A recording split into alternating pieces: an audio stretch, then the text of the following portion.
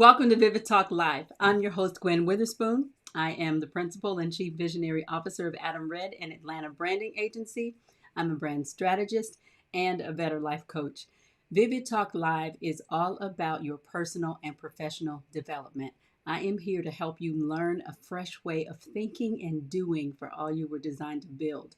You can watch live Wednesdays at 7 p.m. Eastern Standard Time on your favorite social networks or on my website at gwenwitherspoon.com, where you will also find the replays.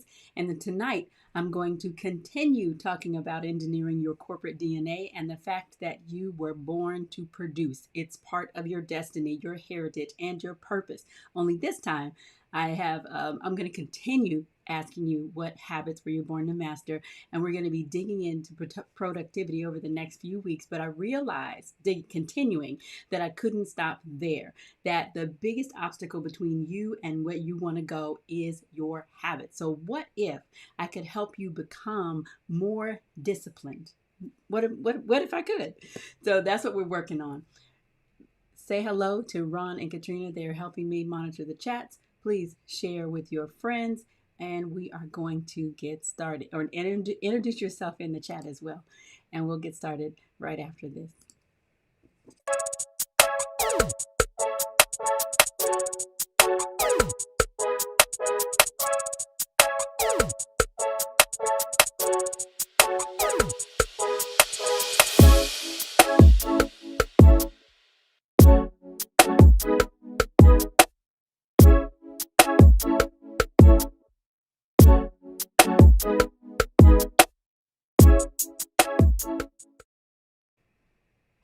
Hello. Greetings to everyone again. So make sure you follow at Gwen Fucius, GwenFucius on Facebook, Instagram, Twitter, Periscope, and Gwen Witherspoon Coach on YouTube, because I'm going to be dropping some knowledge and you need to be picking up what I'm putting down. All right. I love saying that because it's just silly. Anyway, so I have made some progress. I've actually made a giant breakthrough I'm so excited about.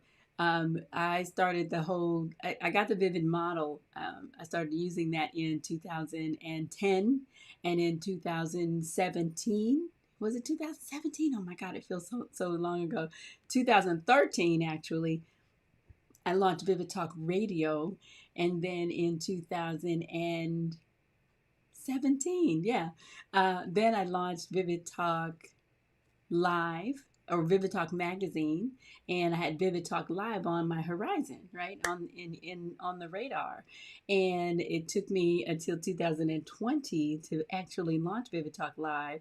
But I have been developing a series of what I call Vivid Brands, a number of platforms, interactive platforms, to really help entrepreneurs with their personal and professional development. So that's it. That's all I've been planning and working on forever. And back in 2017, I launched a weekly newsletter that would just kind of summarize all those things and just share everything I possibly could to help you get a vision for every area of life. And of course, like everything else, life happens, and I just stopped doing it. I stopped publishing it and everything. And I said, you know what? I have mastered doing the weekly Vivid Talk Live show. We're on, I think, episode 27, which is a fabulous milestone for me. But I thought, you know what? I need to start sending out my newsletter again. So I've done that. So I want to ask you also, if you're interested just in getting the newsletter, I'm going to be sharing tips and just tidbits. I can make it easy. That's why I wanted to make it a newsletter. I also am re-implementing just regular blog posts as well. So every week there'll be a new blog post to just really help you just get focused. An easy read, nothing complicated and difficult. And then, and I'm also going to re-implement our weekly.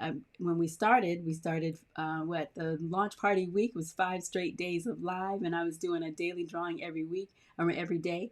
And so now we're going to re-implement that. And every week I'll launch a new quiz, because I think quizzes, I'm all about personality assessments, but I think quizzes are a fun way to learn some learn some quick lessons, right? Get some really simple and fast insights that you can kind of chew on for the week and help you just move you forward in just really slow incremental ways, and then also to provide you with some more resources. So there will be free downloads and other things in the newsletter and in the blog. And so if you'd like just to get a notification in your inbox, just for email, soon I'll be able to send you text messages as well, just kind of a quick reminder if you'd like that too. But just start by subscribing to the newsletter.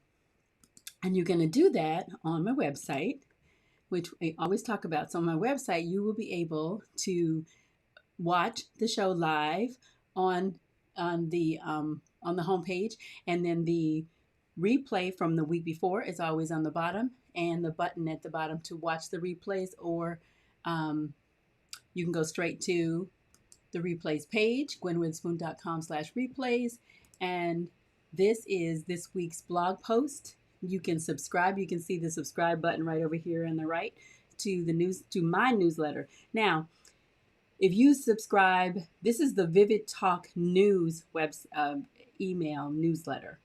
But because I'm starting and promoting the Vivid Talk live show through my gwenwitherspoon.com coaching website for now, when you subscribe to the Gwen's Better Life blog, you will also get the Vivid Talk news email. So what I'm going to be doing is eventually we'll be separating the two, but for now, all things Gwen Witherspoon Coach will be attached to the Vivid Talk News email newsletter. And so you can subscribe there, buy the blog, or you can just go straight to the page, gwenwitherspoon.com/subscribe. Okay? So that was a mouthful. But I'm excited because okay, tell you a funny story quickly. I was 9 years old, and I was an only child for almost 12 years. Actually, over 12 years of my life, I was an only child. So I had to really entertain myself a lot. And I did it by I was in my room always creating. I was drawing, and I was making, colored paper. I was cutting up colored paper and turning them into towns and creating houses and neighborhoods and just craziness, and drawing and painting and just doing things. But I was obsessed with Barbie dolls.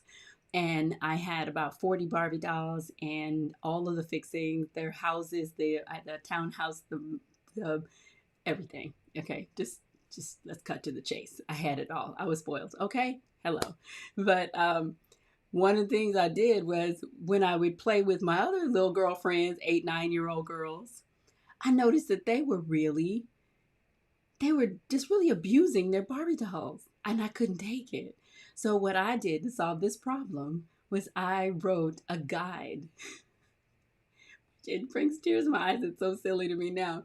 But I wrote them a guide, and I hand wrote them on construction paper, and I bound them with staples.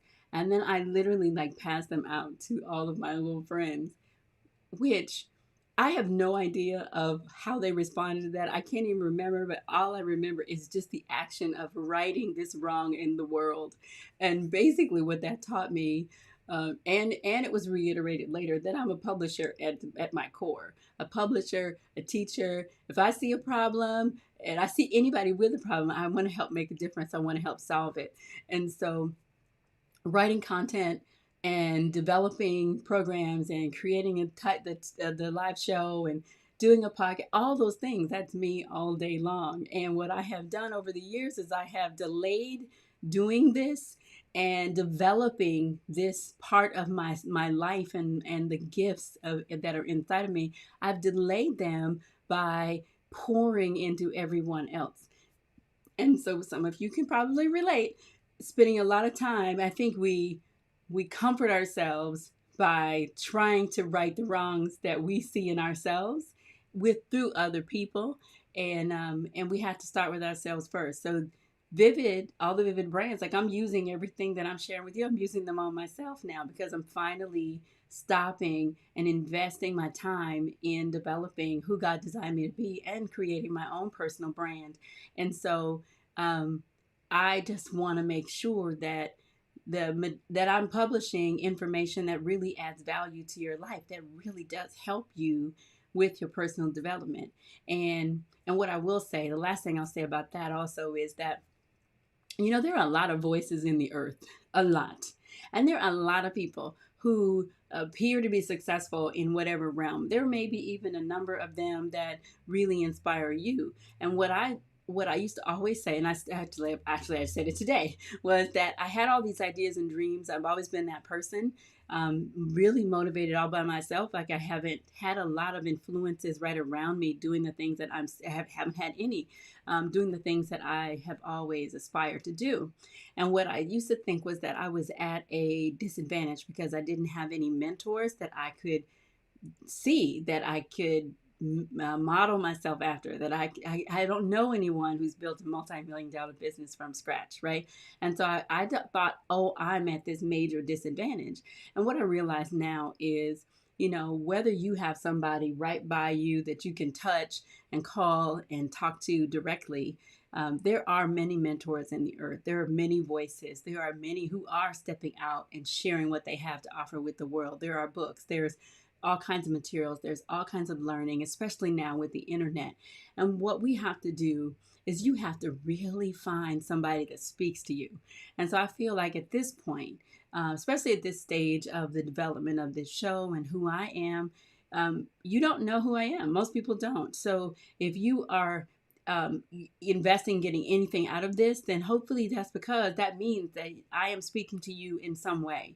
And so when you find someone that is speaking to you in any way, you have to lean in and really pay attention and give yourself to actually doing what they are offering you, because you can grow and you can move forward with anything. Like if you just take an action different from where you are, or go in a different direction, you're going to get to a new place, right? But it's about getting to the right place. It's about, I'm finding now that I'm hearing voices on the internet that are speaking to me in ways that no one else has in the past. Or when I do find somebody that I really am like, I'm really on the edge of cutting out all the emails that I've subscribed to that I haven't checked at all, from people that I respected and their information that I wanted. But then there are those that are just making my soul sing and helping me put things together. So I hope that I am becoming that person for you. Bottom line. So we're going to continue. This is technically the second week of answering the question, what habits do you need to master? But it's also like the fourth week or the fifth week of the Born to Produce series. Okay, it's the fifth week. And so what I want to do is continue. I'm using some worksheets that I've created for my Flip Productivity system, which is my life and action planning system that I am redesigning and restructuring, re-engineering to be a much more flexible system that's going to really be a great tool for you. But I have these worksheets. The theme or the slogan for Flip Productivity is plan, produce, play. Plan your work, produce what you've planned, and spend more time at play. And play is being more of who God designed you to be and doing, building what you've been inspired to build, to make a difference, to make your mark on in the earth.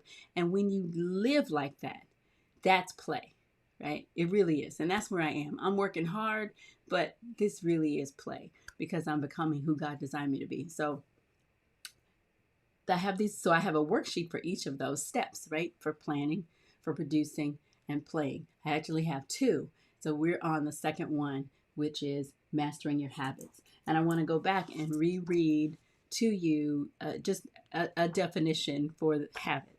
So a habit is it's a settled or regular tendency or practice, especially one that is hard to give up, nearly or completely involuntary. It's an unconscious pattern. So once something has become a habit, you start to do it unconsciously. It's instinctive. Something happens. It's like the light comes on and you actually do it, right? It's a habit. So I want you to understand that habits are not all bad. You might have been a smoker, or you might be a smoker, or something that's obviously detrimental. You could have a drug habit, right? We have people that are really stuck in that place, right? Because it becomes completely involuntary, because then after a while your body just craves it. But we have all kinds of habits, and those habits are ultimately the thing that could be keeping us from where we want to go. And I think as leaders, as innovators, as just human beings who want to make a difference and be change makers, it's so important for us to be aware of ourselves to the degree where we're able to recognize and make decisions about very clear, specific actions that we want to take to make the changes that we need to make in order to get to where we want to be, to see our vision come to pass, to see that positive future that we have, that positive vision that we have for the future that we imagine. And so I'm suggesting that there are 5 primary habits to master if you want to become more productive. And last week I talked about the difference between being effective and efficient. We don't want to just be efficient. I love getting stuff done and checking off a list. It's like there's something really satisfying about checking it off. But just because you're busy and you're getting a lot of things done does not mean that you are being effective at exactly what it is you need to do to get where you want to go. And part of that is mastering your habits. And so I have 5 habits to master: organizing, tracking, acting, waiting, scheduling. And so we talked last week about organizing, and I got many points, but they are categorized in a way that I hope is going to be easier for you to remember. And organizing, last week we talked about organizing your vision, your communication, your process, and your thoughts. And I think I might even been dreaming about this, but I was playing with the idea of changing the word communication to collaboration, because I think that captures more accurately what it is I think you need to do. Like, we need to we organize a way. How are we going to collaborate with people? So one of the things that I love to do is, I use technology all day long, every day. That's my life. So it's nothing for me to use Google Apps. And I'm constantly, I'm the one that's going, don't send a Word doc, send a Google doc, because I want to be able to collaborate with people so we can go back and forth more easily. So that's one of the ways that I organize my collaboration. I use digital productivity or digital project management tools so that we can collaborate more effectively. But you might not need that, but depending on what it is you are working to build.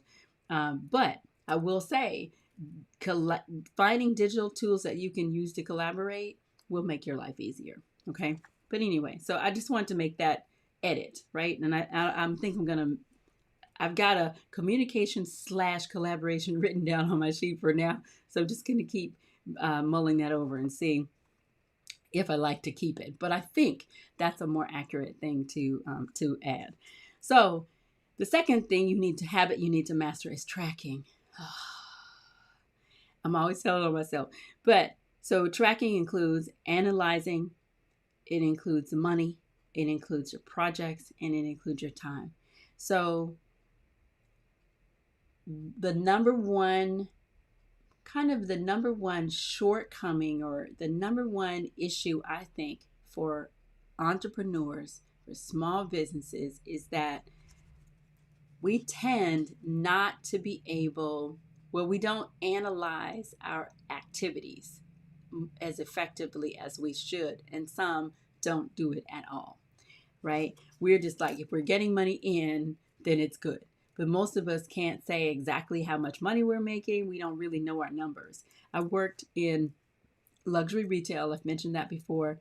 And, managing multi-million-dollar global stores for global brands.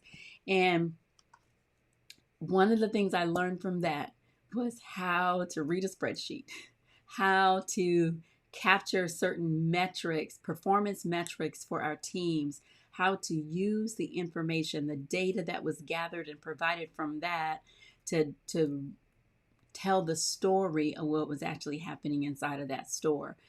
I learned how to use that information to talk to coach, to develop my team members so that they could perform better and we could get to the sales goals, to the numbers that we were looking for, to the results that we wanted. And if I tried to hand a spreadsheet like that to the average small business owner, my average entrepreneurial client, they would look at me like I was crazy. But the reality is, no matter what you are doing, you must have data so that you can analyze your activities. You got to track what your progress, right? If you start out, you like say you create a new Facebook business page, you start from zero, right? But in order for you to get a custom URL, many times they will require that you have at least 25, 30, whatever. There's a minimum number of likes on your page that you need to have before you can do this next thing. Well, if you can get that, you go from zero today, and by tomorrow you got that number. That's data that you need to track because you've now had a percent of growth in a day, over a week. Have you ever looked at the analytics, the insights on your Facebook page, on any of your social media pages? Most of us do not. And what you have to do is you've got to start tracking your progress in every area. And it doesn't really matter where you start as long as you start capturing something. And as you start doing it as the owner and builder of your organization, of your company, of your ministry, you're going to be amazed. I guess you'll be encouraged more than anything else because you'll get a way to measure your progress. You'll be able to see, you know what? It feels like we haven't gotten very far and that there's all this work, but man, we really made a big difference. We improved this particular thing by 200% or 1,000%. You'll be amazed at the progress that you'll be able to find. And oftentimes, if you're using some kind of an application, those apps will have some benchmarks built in where they can tell you, I'm thinking of like the email management tools. Those email clients, they'll say, well, your open rate is, compares to other people in your industry or other people doing the same thing. They'll compare it for you. So you can say, okay, well, my 20% open rate isn't bad at all. And so that's the point of tracking. You got to track your numbers, figure out where you are. And so then the next one is money. You have to track your money. Now, some people are really good about that. They don't make a move. I'm on the creative side, more on the creative side. So I have more of a tendency to be a little loose, with tracking money, but I'm organized. So it's always been very frustrating to me that I don't keep track of money. But I realize too, it has to do with your hope. Like you have to have hope in everything. So if you are used to struggling in any particular area, if you have developed a habit, right, of not having, then when you have to face it, it can be difficult. I don't want to know how much money I don't have. I don't want to know how much I have lost. I don't want to know how far I have to go. Sometimes it's more comforting to just venture out and just see what happens, right?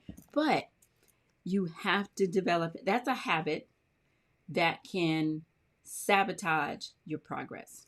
And so with money, you have to have a way to track it. And there's so many different ways to do it. You can go old school with a ledger. You can physically write it down. I think you definitely want to separate. We're told this by every accountant and every bookkeeper that we want to separate our personal and our business money and affairs. And you need a clear way that you're going to do that. And I think also you want to one of the first things that I suggest you do is create a financial roadmap. Like get a vision for your money. Get a vision. How much money do you want to make? That's the most difficult question for most entrepreneurs to answer, especially females. We have a tendency to feel like we have to serve. We want to serve. We want to make a difference. And we want to take care of everybody. And somehow we feel like there is a disconnect between making money and taking care of people.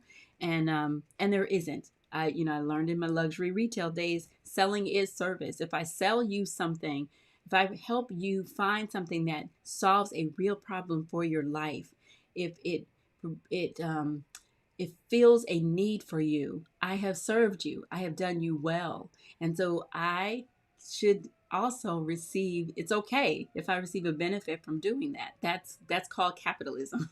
Okay? So we want to track our data.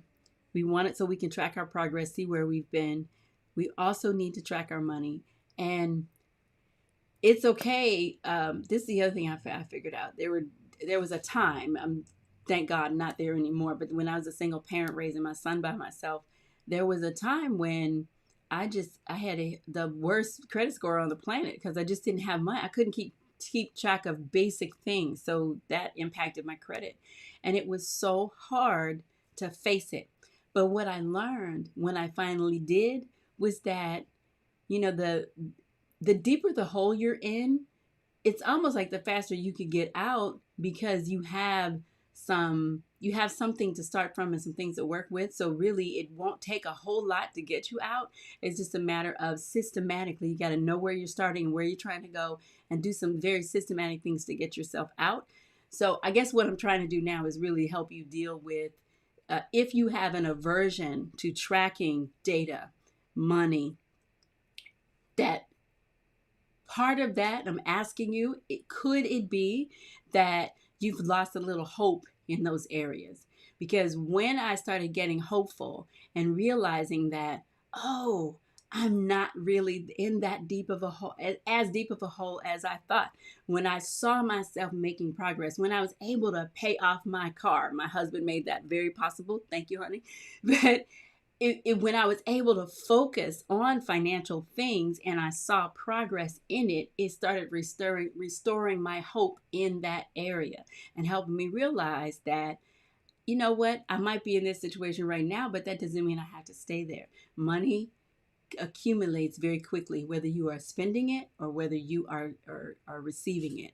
And so it's just a matter, but you got to track where you are so you'll know when you can celebrate. You'll know when there's something that you need to address. So nothing can come and really take you by surprise, right? That's why it's so important to track your money. The other thing is projects. So I love this because I started out creating my flip book planner because I was an entrepreneur offering services and constantly doing projects. I come from the agency world, which is all about projects and multiple clients all at the same time. So I wanted to help people with the flip book to track entrepreneurs, to track their projects, to turn everything into projects. And I was talking to somebody about that and they said, shoot, life is a project. I went, yeah, life is a project, everything about it. And so you got to learn how to organize all the things that you have to do into projects. If you put them in big old giant buckets, then you can start drilling down and getting specific and kind of knocking those things down, getting them accomplished. What I know I tend to do is, even if I create a big bucket, I may not face it. Again, it goes back to that hope, right? If you have hope, if you see a way forward, it's easier to invest your time and your life in it. And so if you are tracking your projects, it'll help you see what you have on your plate, where you can be able to say yes and no to new opportunities, or decide definitively that you're going to cut some things out because these things are bigger priorities or whatever. Because we all have the same amount of time, which leads me right to the next one. So you want to track your time. Now, I come again from the agency world back in the day where we tracked our time in 15-minute increments, and we did that manually. There were no devices to do that. And so in my mind, I've gotten in that habit. And so I'm typically really aware of what it is I'm doing at any given moment. If I'm not, I'm off, right? I know that about myself. But we have to, and then back in the 90s and 80s, we used to have all these time management courses and training programs, and I love training. But really, it's not so much, I want you to track your time in the way that's important to you. So 15 minutes every 15 minutes, 24 hours a day, 7 days a week, 365 days a year may not be what you need to do, right? But you do want to have some mechanism for how you are tracking time, just in the way that it's important for what it is you're trying to accomplish, right? So because what I know for me, and what I found for many of my clients, you need a deadline. And so if you have a deadline, you can create a sense of urgency for yourself so that you can get things that are important to you accomplished, so that you can invest your time and energy, because we all have, I call it the 24 principle. I've mentioned that during our vision theory series. But the 24 principle is basically real simple. We all have the same amount of time. So what is it about Oprah or Damon John or who? The president? What is about all of those people that you don't have? We all have the same amount of time. So whatever level of accomplishment that you are looking for and you're seeking, whatever impact you want to make in your life, on the lives of other people, you are perfectly capable of doing that. But you have to learn how to track your own time so that you can utilize it to the really to its ultimate, like up to its ultimate potential. And you want to be able to do it kind of sweatless, right? You don't want everything to be difficult. You don't want everything to be pushing a boulder uphill and everything to be hard. And you don't want to feel like you're losing time or that. And let me speak to that. Because I was saying something to someone else too. It's like, I'm 57. I turned 57 this year, and closer to 60 than I've ever been. And I'm like, I feel like I'm just getting started. And so it would be really simple for me to say, man, I should have been further along. I should have done this, or by now I should be X, right? And I just want you I want you to free yourself from all of that kind of pressure, and that literally, and I love, we talked about um, Habakkuk 2:2 says, write the vision and make it plain so that he that reads it can run. It talks about, is it Habakkuk? Talks about, though it tarry, wait for it, the vision. I think it is Habakkuk 2:2. Correct me if I'm wrong. But yeah, it's don't like, I'm going to have to read it because I can't. Sorry, you guys. I want to read that correctly because I think that's super important. Let me.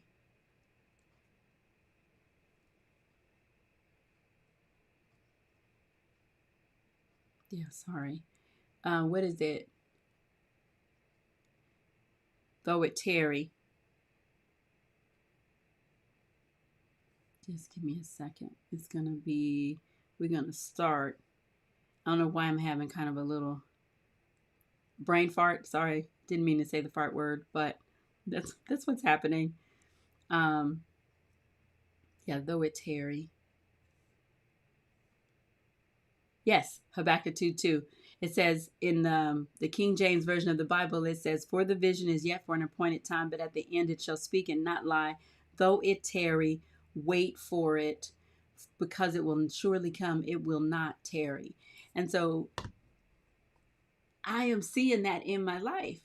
I'm like, though it tarry. So tarry, clearly not a word that we use all the time, but basically it means though the vision that you have had in front of you all these years, though it seems like it's taken a while for it to come to pass, though it seems like you're behind schedule, though it seems like it may never actually come to pass, the principle is, the truth is, don't even worry about any of that.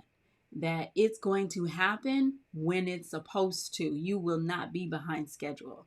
No matter how long it takes, no matter how hard it seems, no matter how many times you may have personally failed or backed off or anything. I don't know if you watch me too long, what you'll see is that I'm kind of like the Energizer Bunny. I'll come up with some stuff and it may take a while for it to actually happen. And a lot of that I realize is about me. This whole thing we're talking about.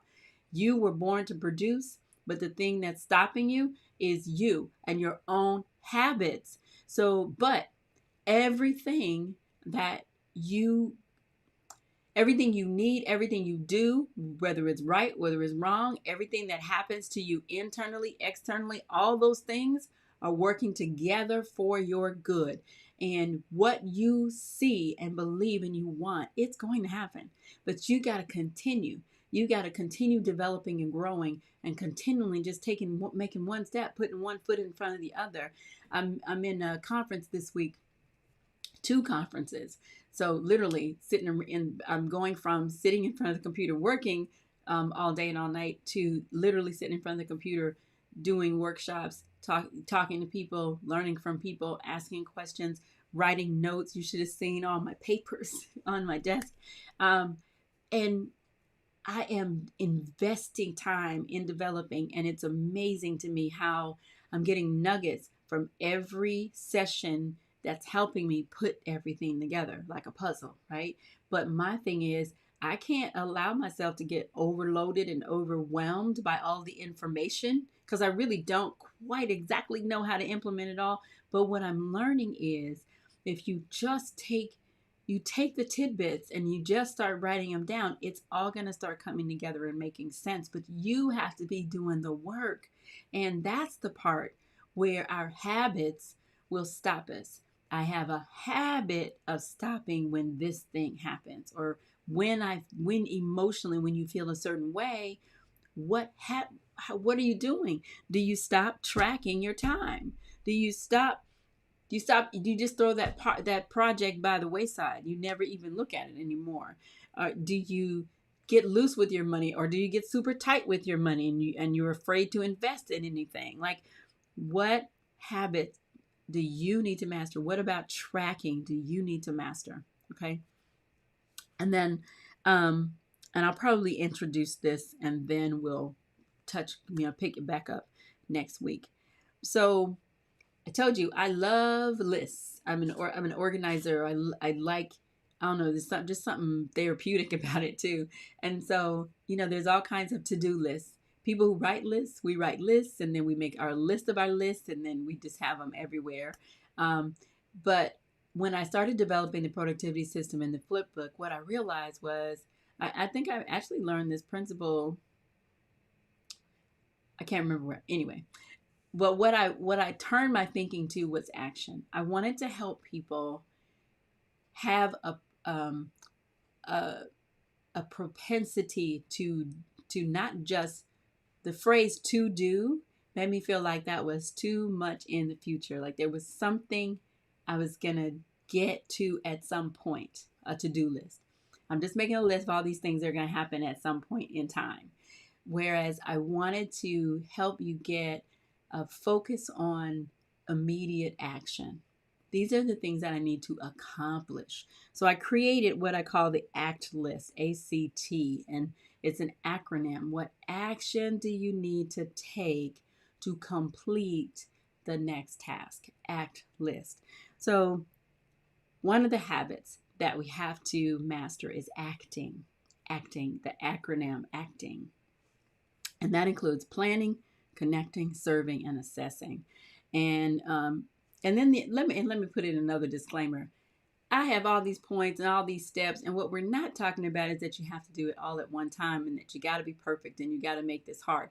Literally, if something jumps up to you is like, oh yeah, I need to do that, then just start there. Like, don't worry about trying to do everything all at once. But I think just because you're overwhelmed by the complexity of a situation doesn't mean that you shouldn't face it head on. And it also doesn't mean that you don't need to do all the steps, right? Like, if there's just certain things that you have to do, if you want to get married, you have to take certain steps to get that done. And if you stop short of all the steps, you're not going to get married. And so it doesn't matter how much you can't say it wasn't fair. You can't say, oh my God, I was so overwhelmed. The bottom line is, if you don't complete the process, you will not get what you want. And so there's this I was thinking about the Matrix, there is all this matrix of things that you need to consider, factors. external, internal. There's then when you mix all those things up, you bring another person in, it mathematically increases the amount of complexity. And life is complex. Oh my God. Think about 2020.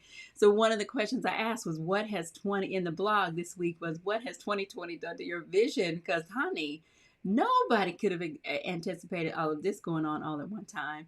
And so life itself, like I said, is a project. So none of it's easy. It's absolutely not. But what's beautiful is that in the middle of it all, you can still grow and thrive and come out on top. And if you are one of those people that's committed to just growing, and some days you don't feel like it, right? But that's part of the process too. But so anyway, everything has a process, and if you don't go through all the steps, you're not going to get where you want to go. And oftentimes we don't know the steps. We don't know them all. So we look to other people, we look to situations, we look for guidance and help and direction. And so that's what I'm trying to provide for you. But so acting, having just a mindset, a propensity, like we want to get to the place where your instinctive response to pressure is an action. Now, that doesn't mean that everything you're constantly going and doing and trying to, achieve and all that. I don't mean that at all. But what I do want you to do is get in action mode. What do I need to do? And to actually propel yourself, allow yourself to create some momentum so you can get where you want to go. So acting, we're going to start with planning, and then I'll be done. So a plan, and I heard a word today that I love, playbook. Not a new word, of course, especially if you're into sports, but we need to create a playbook. And for me, I want to help you learn to live your life at play. And so I'm toying with this idea of how to help you create a playbook, which is ultimately the plan for your vision, so that, and especially the plan for your personal brand, so that you can do and you can learn that fresh way of thinking and doing for all you were designed to build, so that you have a plan, a playbook, a roadmap for how you're going to get there, right? And so planning can become fun, even if you're not somebody that's just given instinctively to doing it. But you need a plan for everything, at the least. If you're going to go to the grocery store, it's better if you go in with some kind of plan, especially during COVID. Remember when we first shut down and you had to go to the store? You had to have a plan because you wanted to get in there and get out right quickly. Many people say if you go to the store hungry, go to the grocery store hungry, you can come out with a whole lot more stuff. But if you have a plan first, you won't do that. If people want us, so that's the other thing. Our retailers want us to go to the store, because how many times do you go to the store to see what you need rather than going to the store for what you need? So no matter what it is, we need a plan of some kind, and the plan can provide us a bit of comfort, even if you have a difficult situation ahead of you.